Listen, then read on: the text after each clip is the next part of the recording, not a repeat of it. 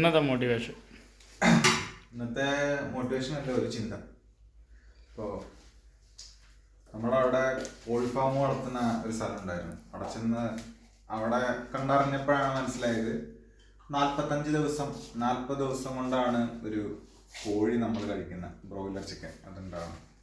അതേസമയം നമ്മുടെ വീട്ടിലുള്ള നാടൻ കോഴിയാണെങ്കിൽ ഏകദേശം ആ തൂക്കം എത്തണമെങ്കിൽ ഒരു വർഷം പാടത്തു കൂടെയും പറമ്പിൽ കൂടെ ഒക്കെ നടന്ന് തിന്ന് അല്ലേ, അത്രയാണോ? അപ്പൊ മറ്റേത് പക്ഷെ കഴിക്കുന്നതാണോ നാടൻ കോഴി കഴിക്കുന്നതാണോ നല്ലത്? നാടൻ കോഴിയാണ്.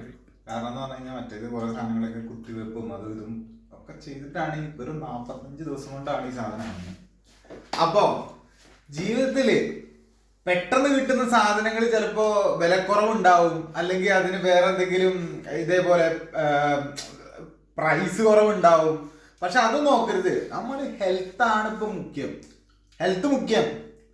നമ്മളപ്പോ എന്ത് ചെയ്യുക, ഷോർട്ട് കട്ടുകളൊക്കെ ഒഴിവാക്കുക, നമ്മൾ നാടൻ കോഴി കഴിച്ച് ശീലിക്കുക എല്ലാവരും. അതാണ് ഇന്നത്തെ മോട്ടിവേഷൻ.